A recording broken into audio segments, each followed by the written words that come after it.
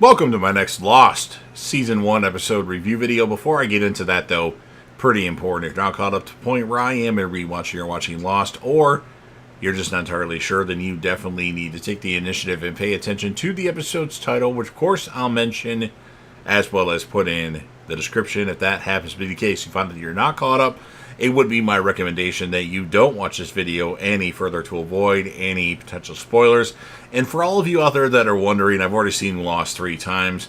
Binged it twice, watched it when it was airing from Season 5 on, and then went back to watch the beginning. Love the show.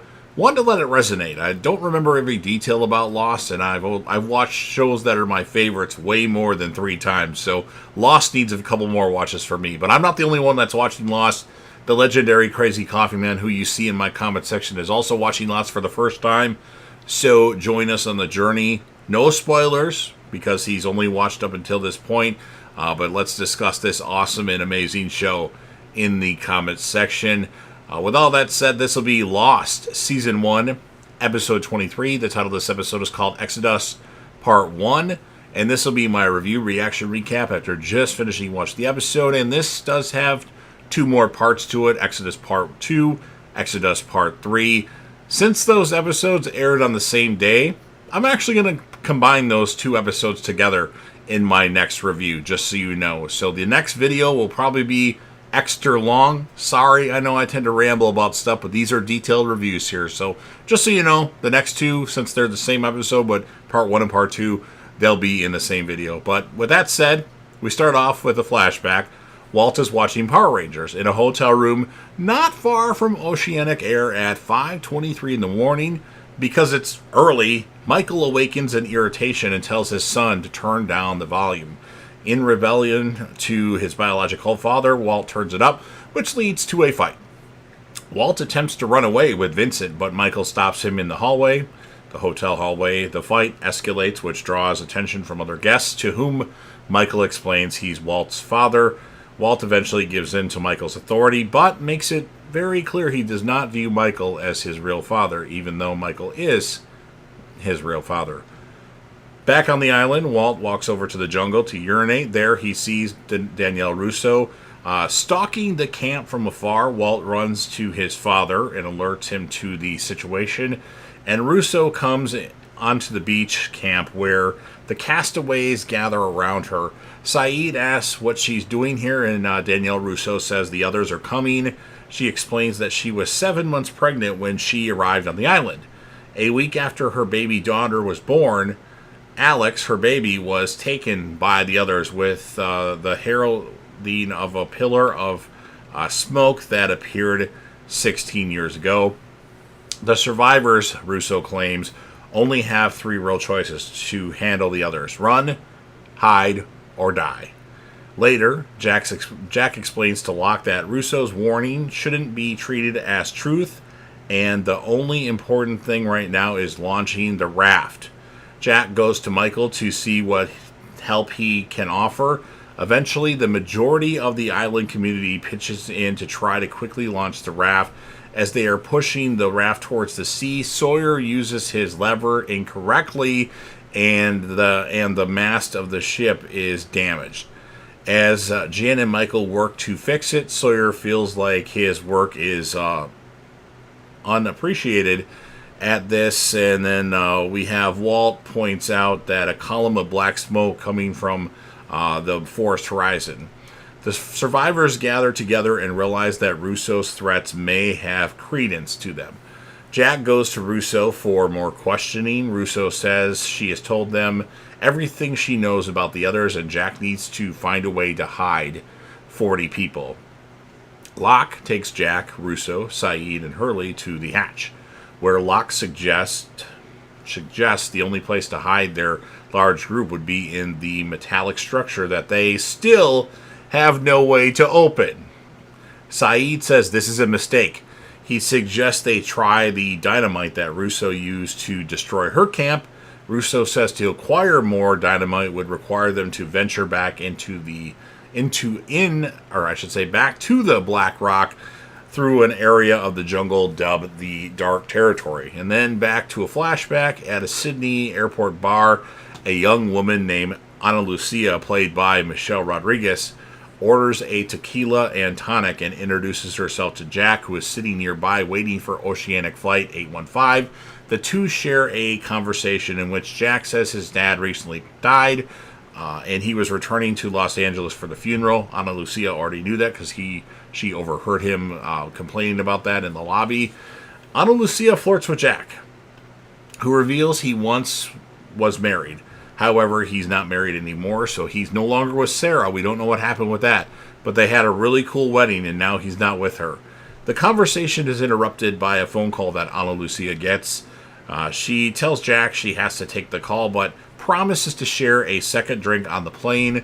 The two tell each other their seat numbers, Ana Lucia being 42F and Jack being 23B, and she tells Jack the worst part's over. Jack, to calm the uneasy masses, tells them a plan is in the works already. Surprisingly, Arzt volunteers to go. He claims to have knowledge of handling volatile dynamite better than anyone else and offers his expertise as a teacher. Sawyer offers more help on the raft, but is rejected by Michael and Jin for the mishap earlier, so Sawyer goes off to work on his own project. Meanwhile, another flashback at an Australian police station. Detective Calderwood brings Sawyer in for being in a bar fight and headbutting the Minister of Agriculture, Warren Truce. Calderwood calls Sawyer by his real name, James, and explains he knows all about his cons and felonies. Calderwood books him on a flight out of Australia, claiming it is because incarceration would take more work and money than Sawyer is worth. Sawyer is to be deported on Flight 815 and told never to return to Australia. So Sawyer has started to work on a new project, and he's cutting wood in the jungle, a very large piece of wood. There, Jack approaches Sawyer, joking that Sawyer was a lumberjack in the real world. Sawyer, a little irritated, asks Jack what he wants, and Jack offers Sawyer a gun just in case something goes wrong on the raft journey. Sawyer takes it, to which Jack wishes him good luck. As Jack walks away, he is stopped by Sawyer, who reveals he spoke to Jack's father in Australia before Christian Shepherd died, and that his father was proud of him. Jack receives the news emotionally, but maintains himself, to which Sawyer wishes him good luck also, because he knew it was Jack's father because of the line about, and that's why the Red Sox or the Sox will never win the World Series, and that's exactly what Jack said to Sawyer. I wish he would have mentioned that line, but he didn't this time. And then we have another flashback at a Sydney airport. Kate and Edward Mars are talking to a security officer who questions Mars, asking why he needs to bring 5 guns on board this flight. When the officer finds the toy airplane in the Halliburton case, Mars tells him it belonged to her childhood sweetheart, who she got killed a couple years ago. He explains it was the only thing of value left to her, and so he had baited her with it, and says how Kate used some idiot to hold up a bank just to get the toy airplane back. And then he taunts Kate, what was his name? After he asks this to her repeatedly, she jumps on him and throws him to the wall, saying, "It was Tom, you son of a bitch." After Kate is restrained, Mars turns to the officer and says, "And that is why I need 5 guns." Back on the island, Kate goes up to Jack and says she was thinking of going with him for old time's sake. She wants to help. She mentions not being very good at goodbyes. Charlie collects messages from everybody. Hurley tells Michael, "Good luck, dude." Jack tells Walt to look after your dad. Jack tells Jin good luck. I don't know if Jin actually understood him. Kate asks Charlie if he's seen Sawyer. Charlie says no. Hurley tells Arzt that his name is hard to pronounce. I agree, as they go with Jack, Kate, Locke, and Russo to find the Black Rock.